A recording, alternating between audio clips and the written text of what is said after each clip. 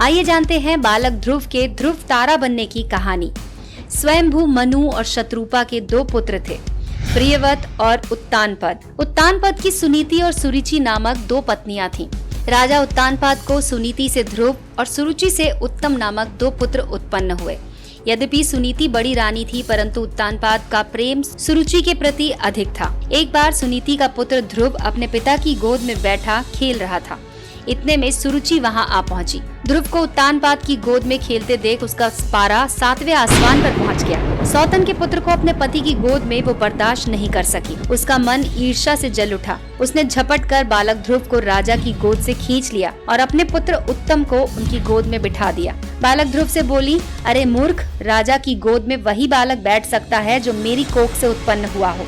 तू मेरी कोख से उत्पन्न नहीं हुआ है, इसीलिए तुझे इनकी गोद में या राज सिंहासन पर बैठने का कोई अधिकार नहीं है। 5 वर्ष के ध्रुव को अपनी सौतेली माँ के व्यवहार पर क्रोध आया, पर वो भागते हुए अपनी माँ सुनीति के पास गए और सारी बात बताई। सुनीति बोली, बेटा, तेरी सौतेली माता सुरुचि से अधिक प्रेम के कारण तुम्हारे पिता हम लोगों से दूर हो गए हैं। तुम भगवान को अपना सहारा बनाओ। माता के वचन सुनकर ध्रुव को कुछ ज्ञान उत्पन्न हुआ। वो भगवान की भक्ति करने लगे। पिता के घर को छोड़कर चले गए। मार्ग में उनकी भेंट देवऋषि नारद से हुई। देवऋषि ने बालक ध्रुव को समझाया, किंतु ध्रुव नहीं माना। नारद ने उसके दृढ़ संकल्प को देखते हुए ध्रुव को मंत्र की दीक्षा दी। इसके बाद देवऋषि नारद राजा उत्तानपाद के पास गए। राजा उत्तानपाद को ध्रुव के चले जाने से बड़ा पछतावा हो रहा था। देवऋषि नारद को वहां पाकर उन्होंने उनका सत्कार किया। देवऋषि ने राजा को ढांढस बंधाया कि भगवान उनके रक्षक हैं। भविष्य में अपने यश को संपूर्ण पृथ्वी पर वो फैलाएंगे। उनके प्रभाव से उनकी कीर्ति इस प्रकार फैलेगी कि सारा संसार उन्हें याद रखेगा। नारद जी के इन शब्दों से राजा उत्तानपाद को कुछ तसल्ली मिली। उधर बालक ध्रुव यमुना के तट पर जा पहुँचे। महर्षि नारद से मिले मंत्र से भगवान नारायण की तपस्या आरंभ कर दी। तपस्या करते हुए ध्रुव को अनेक प्रकार की समस्याएं आईं, परंतु वो अडिग रहे। उनका मनोबल विचलित नहीं हुआ। उनके तप का तेज तीनों लोकों में फैलने लगा।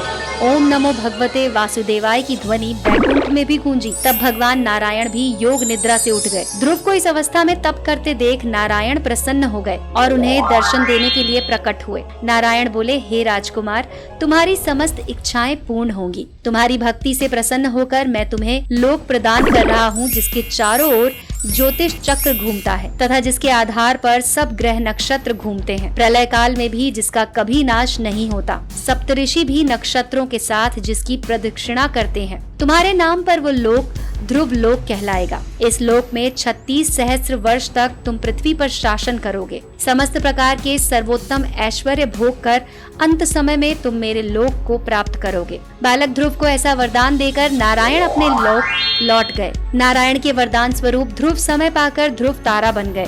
दोस्तों, ये थी कहानी ध्रुव की ध्रुव तारा बनने की। अगर आपको ये कहानी पसंद आई हो तो इस वीडियो को लाइक कीजिए और अपने दोस्तों के साथ जरूर शेयर कीजिए।